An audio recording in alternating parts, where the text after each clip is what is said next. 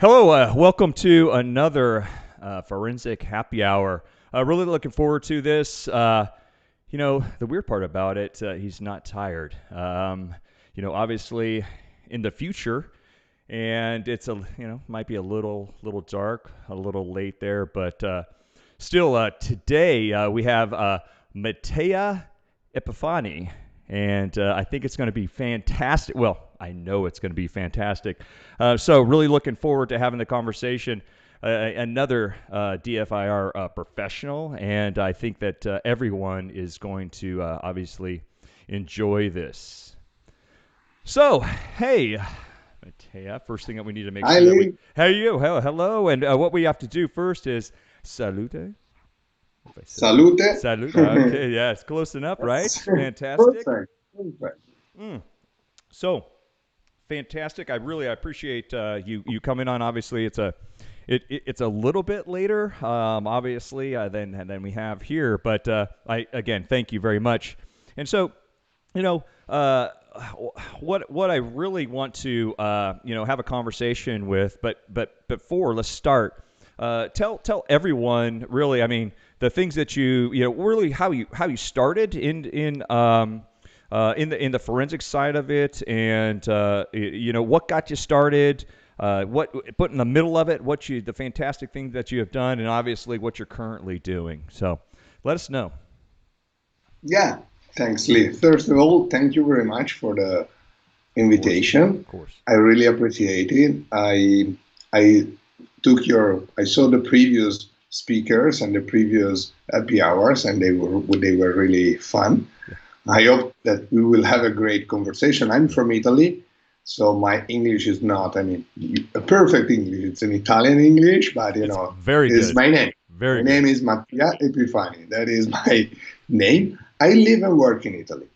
That's, as you were saying, it's a bit late here. It's 11 p.m. That's why I'm not drinking a beer, but I'm drinking a rum Yes. because it's too late for a beer now.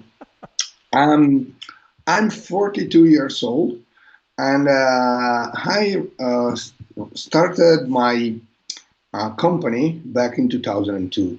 I took a degree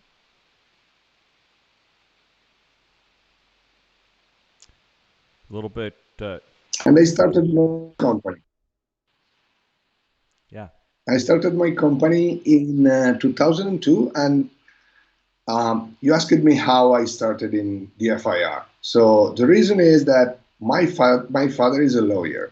So he was not really happy when I chose not to study law, but to study computer science. But he knew that that was my field. Since I was like 6 years old, I was always on the old Commodore 64 Love it. or the old platforms at that time. And then, I mean, it was like a colleague of my father who had a case. It was back in 2004, 2005, something like that. And that was my first case. I haven't heard about forensics, apart the root of the word, because forensics has a Latin Yeah. root, and it means my language basically. So it's an ancient root. And then that was my first case, and I started studying for that case, and then I saw something that was missing here. I mean, in terms of consultants doing that kind of job in the private sector, there were at that time just a few law enforcement specific agencies here in Italy dealing with digital evidences, but it was just really a few of them. And then I started my study. I went more in depth with different things. I took courses, I took science courses, and I took other training. And then I started working as a consultant. I work both for the public and the private sector because here we can be hired as a digital forensic experts also by public prosecutors or by judges. So basically, I'm not in law enforcement, but I work a lot with law enforcement, cooperating with them in investigation. And of course, we also provide digital investigation services to private companies. so like intellectual property theft and stuff like that. And also we do incident response services for more advanced attacks and things like that. So that's basically how I started, and since then my company is small. We are 6 people, but we are 100% in this field. We do not provide other services. This is our only business, and we are, I would say, quite well known in Italy in terms of our company. Although we are small, but we are really vertical on the sector. Hmm. Hmm. Also, I took a lot of time in research. Um, I um, I'm a contractor at the National Council of Research here in Italy.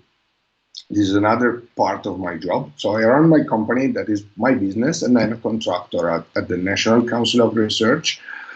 I've been working in various European Union projects with the aim of building a system to facilitate the sharing of digital evidences among various law enforcement in the European community. Because, in Europe, we have various countries, we have a union, but from a legal and law perspective, we have a lot of differences, but there are like joint investigation, for cross-border cases.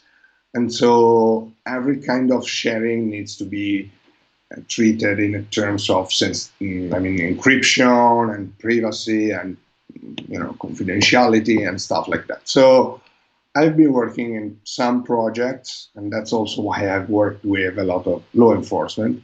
And in fact, the last time we met was the Interpol Yeah. meeting a couple of weeks ago. Yeah, so meet in person. Yeah. I mean, Exactly. and so basically, I've always loved doing researches. I do not have a lot of time now, but I've been doing it for more than 15 years. Now I also have some students, so I have some new generation guys supporting my ideas of research. But I still love spending a lot of my nights doing research. But the last point is that my first daughter will born in November, so Yes. the amount of time will be less and less, Yeah. but it will be a new Yeah. Yeah. So, great. so one of the questions that I have is really I'm quite interested in the, you really have to have uh, to understand because you work law enforcement as well as say corporate cases, and so your mindset is completely different. Well, I don't know, digital evidence is digital evidence, but the processes and procedures have to be entirely different, right? Understanding the law enforcement, how you can obtain that evidence right legally versus the corporate side of it and their policies and everything. So explain a little bit. I mean, how you really have to approach the situation differently. I mean, well, how do you approach them for, say, a law Yeah, enforcement side of it and say, on the corporate end? yeah. It's a great question because actually it's like almost two different, completely different approaches. As you were saying, from a technical perspective, when you have to analyze a PC or a mobile device, you use basically the same techniques and the same set of tools. So Right. that's not an issue. When we work with public prosecutors or law enforcement during investigation, we are, of course, we are like um, we are like law enforcement, but only for the specific activity we are doing. So we are allowed by the public prosecutor to do some activities. When there is something specific that needs to be done and it is out of our scope, let's say, Mm-hmm. we need to ask an additional permission, or sometimes we need to be with law enforcement to do some specific things. Just to give you a practical example because it's easier. Let's say that law enforcement do a search and seizure and they seize a smartphone. They take the smartphone to our office and ask us to do the technical things. So we do the extraction, forensic image, we do the processing, and we provide them the data. So we extract them with tools, and we provide them the report, like in various forms. During the analysis, maybe we can find cloud tokens on the phone, and we need to get access to the cloud, and we want to download maybe additional artifacts, additional data. Once we are analyzing the phone, we are not allowed to go to the cloud. This is quite typical also in other countries, I think, but also because I'm not a law enforcement. I also, if the judge gives the authorization to do a cloud search and seizure, I cannot do it on my own. I need to have a law enforcement person, agent, doing the thing with me. So I'm a technical expert supporting the law enforcement agent doing the search and seizure. So this is a kind of example that is different in a company. If I have a company and they have their policies, let's say, for example, an employee who left the company, and the company, after the employee left the company, wants to analyze his laptop and phone and any email, for example, the email account, the business email account. In that case, the company has the right to access the laptop and the mobile phone and the entire email box of the user, because that was his business email address. So he left the company, so the company is allowed to do it. Of course, from a policy perspective, working with the companies requires, with corporate, requires from us more attention in terms of what can be done without risking. Without committing a crime, without doing something that is outside what the company can do. Because the public prosecutor, in any case, is the law. So if the public prosecutor says, Mattia, you can do that thing, I have an authorization, a proper authorization, Right. And then if the public prosecutor did something wrong, that's not my fault. Right. But when you work in a they corporate, said to do it, so you just do it. You always want to get the data, and they read, and you say, maybe I found a Gmail account, and the user was stealing your data through the Gmail account. Okay, let's go and access the Gmail account. No, we can't. No, we have the password. We can do it. No, we can't, because that is not your Gmail account. It's someone else's Gmail account. So this is something that you need to fight with corporate, because they always want you to investigate also using something that techniques that maybe are illegal, Right. Because so I use one of your tools. Let's say I process an Android phone, a business Android phone of a user with Oxygen Forensic Detective, and I got the token, and I say, and the tokens are for his personal accounts. I cannot take the tokens and get access to his private email address, and this is something really difficult to explain to corporate, especially when they think that guy took their data. These are my data. It's my money. Yeah, but that is his email address and his email. So that is, that's extremely important, right? So, talk a little bit about, especially on the corporate side, because this is extremely important in understanding really, business and personal data, right? Whether it be a mobile device, a lot of times, I would say a majority of the time, corporate, it doesn't have, say, a personal laptop that someone's bringing in, right? But it has to do with the mobile device. It's a personal device that they bring in for BYOD. So, how do you handle that with, and explaining, just like you said, is very difficult, because, you have this phone and you're like, oh my gosh, wow, look at all this great stuff that we have. But the scope, if you will, on the corporate side, how do you explain that this is, say, IP theft? How do you not say, oh, look in their photos, or look in the WhatsApp that's on the personal side of this, and they're sending the IP to somebody else? How do you handle that investigation? You still have to access it, right? Or can you access it? Explain to me, because that's a difficult situation, right? That you're not necessarily looking at, okay, these are the corporate apps that are utilized. Can you you're only looking in those, or are you looking on the personal side? Because, if I'm a bad guy, I'm thinking that I'm probably going to go, well, I'm going to use my Facebook or my WhatsApp or whatever Yeah. or Messenger, right? So how do you handle those situations? Yeah. So first, it strongly depends if the phone is a BYOD. So if it is a personal one used also for business, or if it is a corporate device provided to the user. If it is a corporate device, here in Europe, or at least in Italy, if you have a good policy when you Oh give the yeah, phone to the user, okay, if there is any of your personal data, I'm sorry, that's my phone.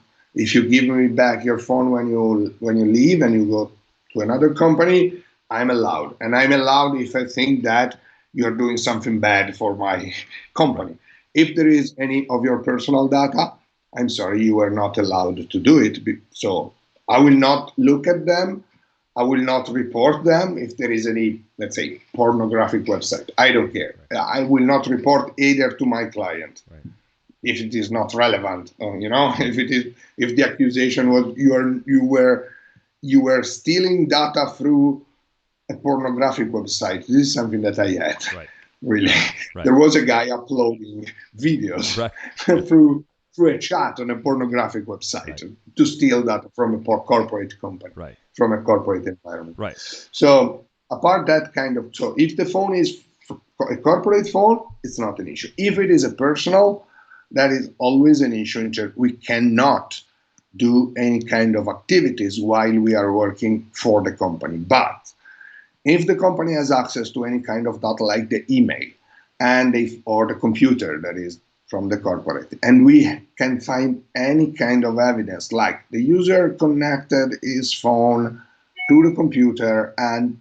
opened some files from the SD card of the Android device, and these files are mine files, mhm, and I can go to the public prosecutor as a company and request for search and seizure, of course. And in that case, you involve the law, you involve the judge, and it's not only when it comes to crimes. If it is for your knowledge, your know-how, the know-how of your company, um, you can, in our jurisdiction, you can have a civil trial between the companies in which you can ask a sort of search and seizure that is not done by law enforcement, but it's done by the other company under the authorization of the judge mm, mm, with a guarantee that is called ufficiale giudiziario, that is a judicial officer that is not a law enforcement, mhm, is a kind of guy working for the court.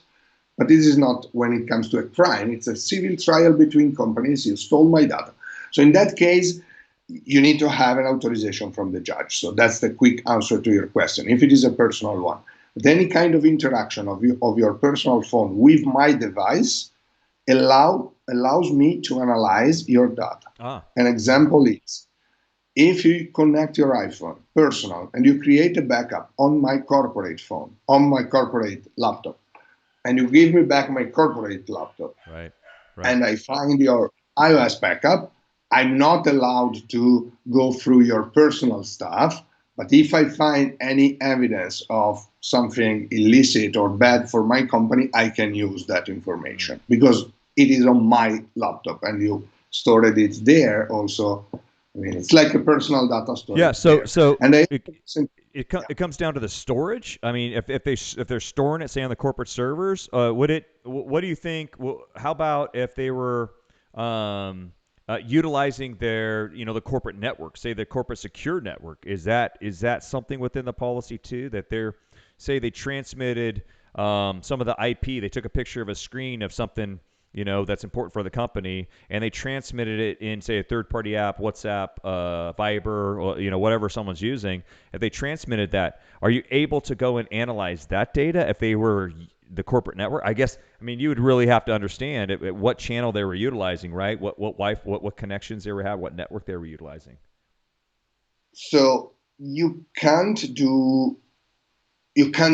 basically intercept all the data for an analysis, an in-depth analysis of the content. So, for example, I cannot get all the network traffic to say Mattia is going only on pornographic website all the day and he's not working. I want to, Right. Right. I want to stop him. Okay, that's something that you can't do.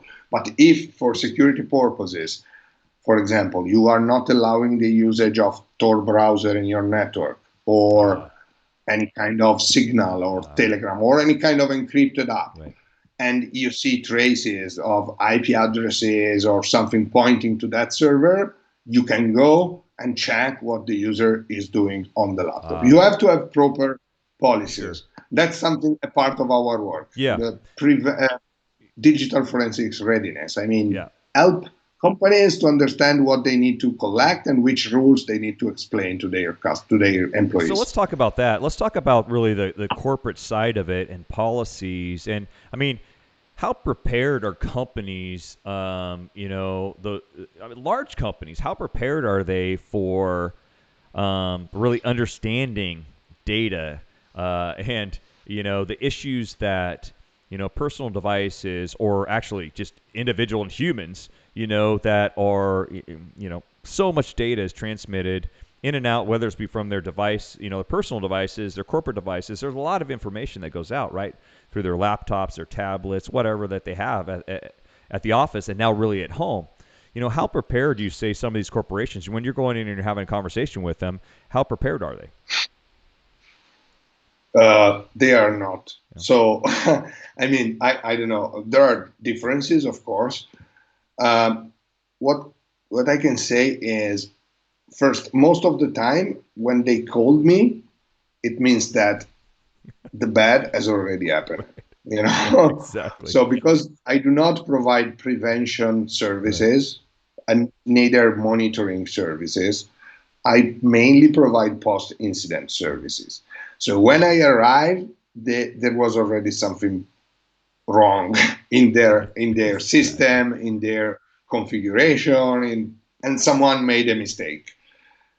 That's the most difficult thing. Yeah. Find a Yeah. balance, especially with executives, you know, because typically when you arrive, you have to deal with the IT department. That I mean, they are great guys dealing with the all the stuff of the business, and they always got crazy requests like, "We need to have that system work up and running in 1 week," and they do miracles, and but they maybe leave some holes, some Right. vulnerabilities, some mistakes. It happens. And so you have the IT department on one side and the executives on the other side. And you are in between and you need to investigate. Right. And maybe you are investigating the data of the CEO for and they were still caused by a mistake made by the IT department. So it's not easy at all. That's something because I'm an IT guy, so I'm with them more than with the CEO. Although I'm the CEO of my company, I'm still a technical person. So yeah, I still want to have a good. I mean, with the IT department, and they do great things. So in the corporate, I don't see a lot of preparation. I see big mistakes, and also what I started seeing now is in specific environments, of course, banks and similar, but also in the medical area Yeah. because they got a lot of Sure. ransomware. They were hit because the bad guys know that hospitals need to work, so they need to pay money if all the data got compromised or encrypted. So I see more attention on that from the medical, the public system a bit more.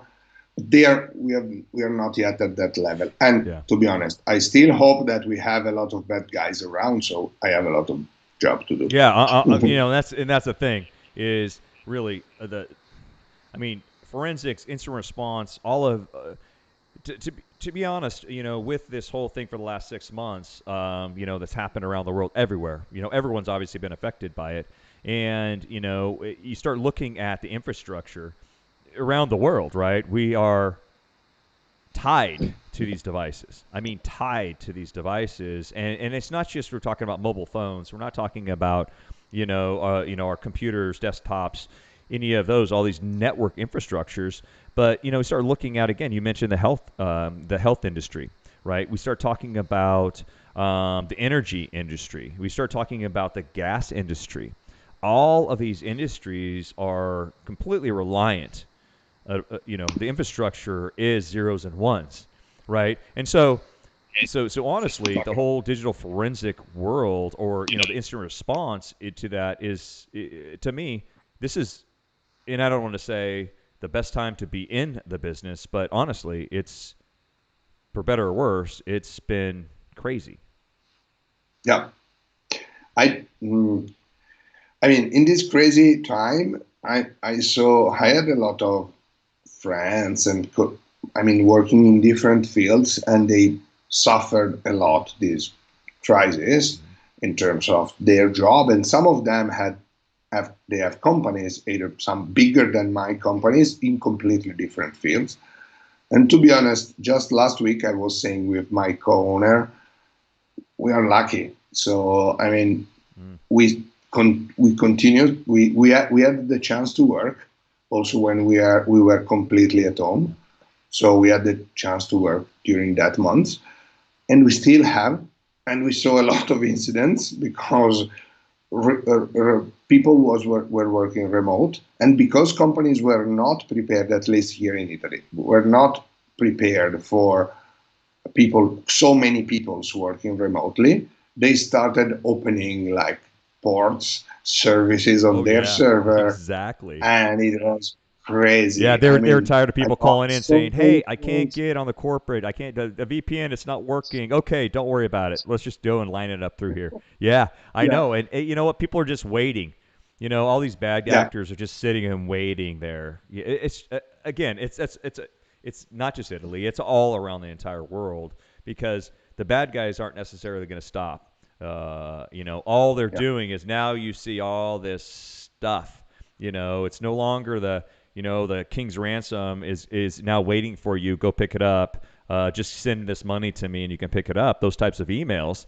You're getting sophisticated, really. A different type, and now it is all about COVID and the different types. And it's just, again, I hate to say it, because it's really horrible, and the stuff, especially the things that are going on. But you look at it, and everyone I talk to in the industry and the community is like, I work, I don't know, 70 hours, 80 hours a week.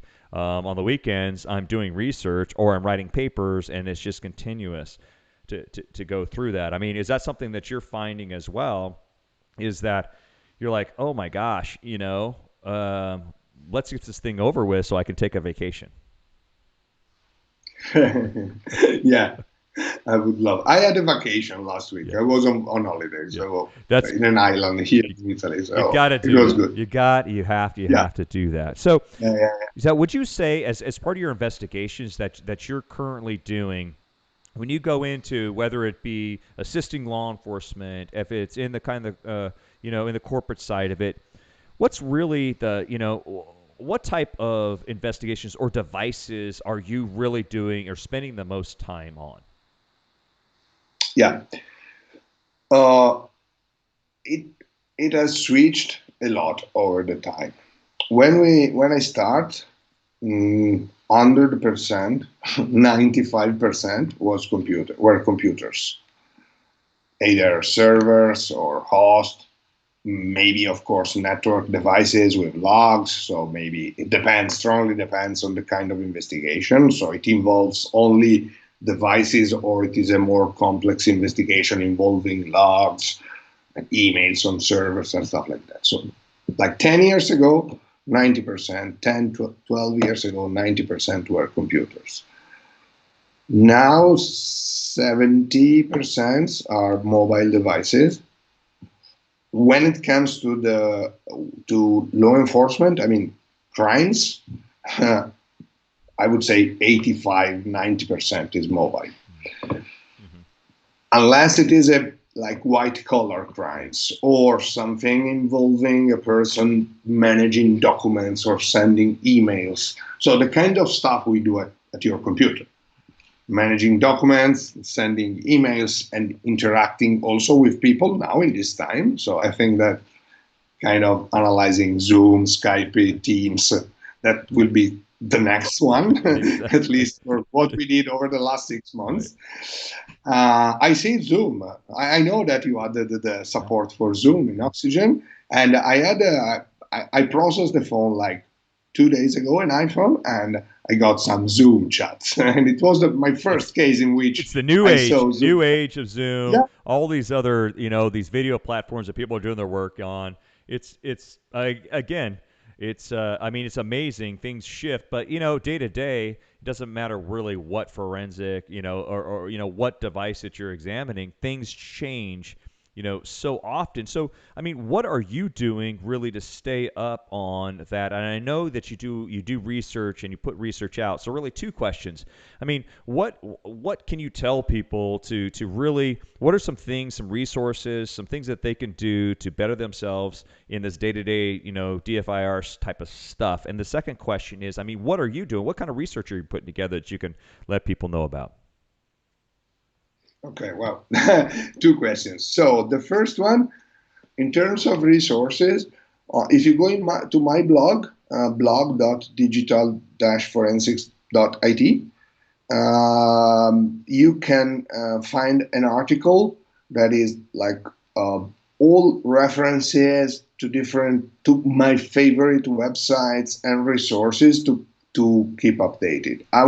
I suggest you, of course, This Week in Forensics by Phil Moore and Ludrina Chern. That's something that we need to read weekly. It's a great idea. It's something Agreed. that, Agreed. There's I mean, so I much good had stuff. that in mind like 10 years ago.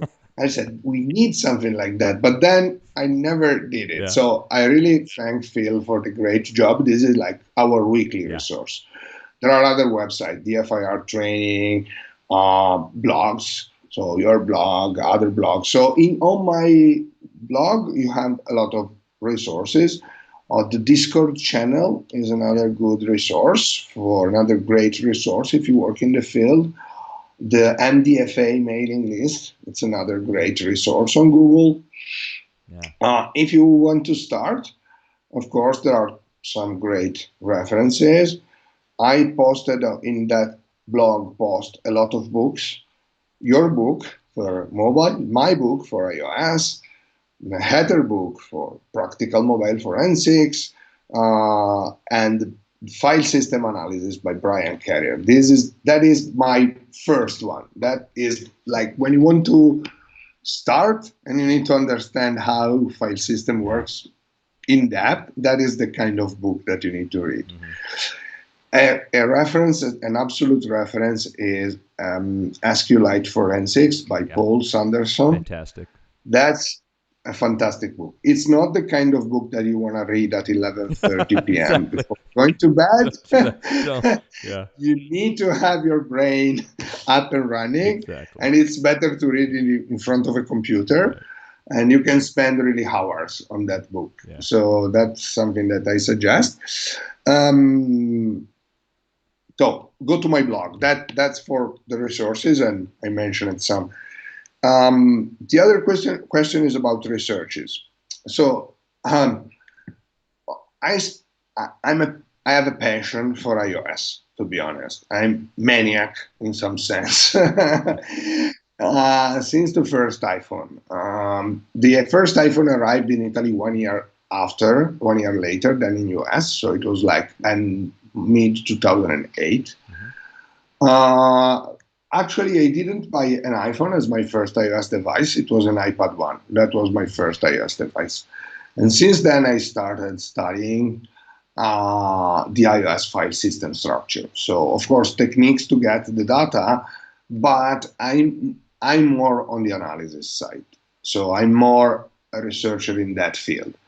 I like find evidences, understand how data is organized, testing, validate.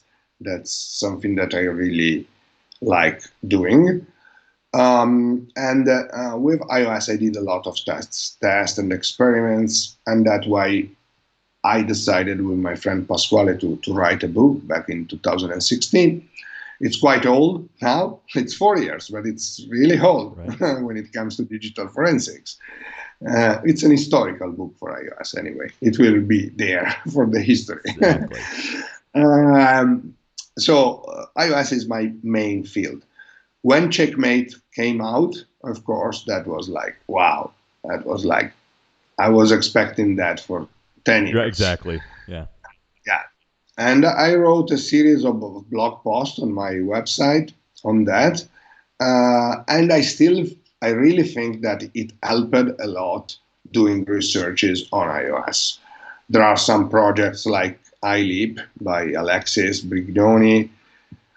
There are a lot of guys writing now articles, either private guys like me or companies like, I mean, you or other companies, Magnet, Cellbrite, Alcomsoft. You all have a great blogs.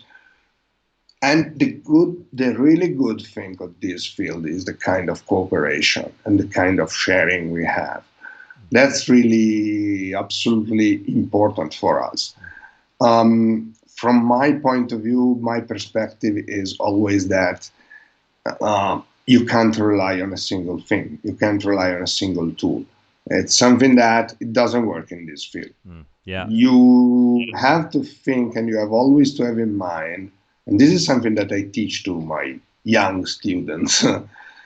You always have to have in mind that what you write on your report, especially if it is for a crime, will be read by a judge. And probably the judge doesn't have a 100% understanding of because he's not a technical person and he's relying on you. He's relying on your words and he's relying on what you did in your analysis. So Yeah. when a person did something bad, the person needs to go to jail. But if the person didn't do it, and a tool made a mistake, you have to counter check because that's my approach. Also, when I work for law enforcement, I work with them trying to help them solving cases. It doesn't mean that a person is innocent if it is innocence. Okay, Yeah. that's my Yeah. approach. Yeah. So counter verification is a kind of thing that we need, and that's something that has always interested my research. How, and that's to go to answer to your question, how to enhance the dual verification or multi verification of the results of different tools. This is one of the things that I'm still working on in European projects, but also in my a bit of spare time. Just to tell you a case I had last week, I had an iPhone. I did the acquisition and then I processed it with three tools: Cellbrite, Oxygen, and Axiom. I had at least four applications. One was parsed by Cellbrite, one was parsed by Axiom, and the other one was parsed by Oxygen. And they all contained relevant data. So that's just a kind of example in which you cannot say, okay, process with tool A, yeah, you got a lot of evidences. And I know that for you, Cellbrite, Axiom, Alcomsoft, it's impossible to keep pace with all the applications. There are so many applications around that Right. you are concentrated on something. Maybe you do some research on the Facebook app and you do a better job than Axiom, but Axiom did a better research on Tinder, and Right. that's because the researches are done by humans, and you Exactly. have some researcher, I think, and like Cellbrite and other companies, you do researches you implement in your tools, but it's always humans, Yeah, and and that's what I think something super. else. Yeah, I think that's super important. I mean that statement simply because simply relying on some automated tool, that can become the issue. Is where obviously doing research or understanding, being able to look through those nuggets, that might be within that file system, is is by far, I mean, probably the best thing that someone can do as part of a training and understanding, getting into and finding these resources to be able to dive into that, to not only validate it, but really to find those additional pieces. Because again, with all of the apps that come out every day, we're millions and millions. No one's ever going to support millions. And so, you being able to go in as an examiner and find that information, it could be difficult, but understanding really how that data is laid out could be probably the best thing that someone can do. So the last question I have for you, because I know that you have to go to bed. It's almost tomorrow. Well, not quite, but it's close to tomorrow for you. Is again, you love iOS, so tell people. I mean, what is something that you really, really need to do? Say you have a full file system, you check. I mean, however you have all that data available, all the databases, whatever. What do people need to look for within that file system? Almost 90% of the time that they need to include. Okay, so um, that's a very difficult question. It seems easy, but it's No, really, really hard. exactly. So, yeah, to be honest, there is one thing that I look at, that is application usage. So my first point is people install on phones hundreds of applications because someone told you, oh, you have to install Viber or Telegram or WhatsApp because it's the greatest and the smartest app. Then you use for like 2 messages and you leave it there. When you got the phone, you don't know. You do have the acquisition and you have like tons of applications installed. So my starting point is trying to depict which are the most used app. That's one. And second, but this is more general, look at Google searches. So Google searches of the users are what the user is. Right. Our mindset is in our Google searches. Any kind of investigation, I go and have a look at Google searches, especially because people make like very, really stupid searches. Also, myself, I do stupid searches. Yeah. We are stupid sometimes, Oh, I do it all the time. When you have like 3-4 rounds, you do stupid searches. So the difference is that we know how to get them, so how to find them. So that's something that I always suggest. Google searches on iOS devices. But I mean, in general, the difference between now a full file system and the backup, it's huge, especially in terms of logs, especially in terms of that. So it's crazy. Yeah. No, it's extremely important. I mean, people always talk about applications, the application of the data that's in it. I mean, I'm telling you right now, if you look at system files, those system files and those logs and the things that are going on, it's tremendous. I mean, tremendous that you can really, really get down into, into the weeds. And no, I know. I get it. Power log, knowledge C, interaction C. So these databases are crazily important because sometimes you can find evidences of things that the user removed. With iOS, removing an app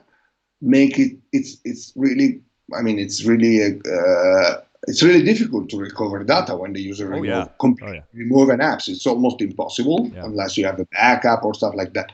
That's the moment in time in which you have to analyze system logs, because there you still have a huge amount of information. Yeah, exactly. Why did they remove it? Right before we talked to them. Why were they doing? Again, it is it's tremendous. So people need to make sure that they're looking at that. So I'm going to let you go to bed because my beer's gone, I think. Also my rum. And I think it's done. So you're going to sleep and go night-night. So that is fantastic. Again, great time to you. I really appreciate you staying up and doing this because a tremendous amount of information. So thank you. Thank you very much, Lee, for your invitation. Awesome. Ciao, ciao. Ciao. Oh, fantastic. Great stuff. Again, especially staying up, but the information that we received in this, we're at like over 40 minutes, and we can. I think that I could have kept him over maybe another 30, maybe an hour. But I would have had to go get another beer. We'd we'd have to make sure that we did that. But again, fantastic time. I appreciate everyone watching this show. And so make sure that you come back next week. It is slated for Friday, but you never know. I like to change things up once in a while. Go on vacation and what have you. So look forward on Tuesday for the guest for the next happy hour. So I appreciate everyone, and see you next week.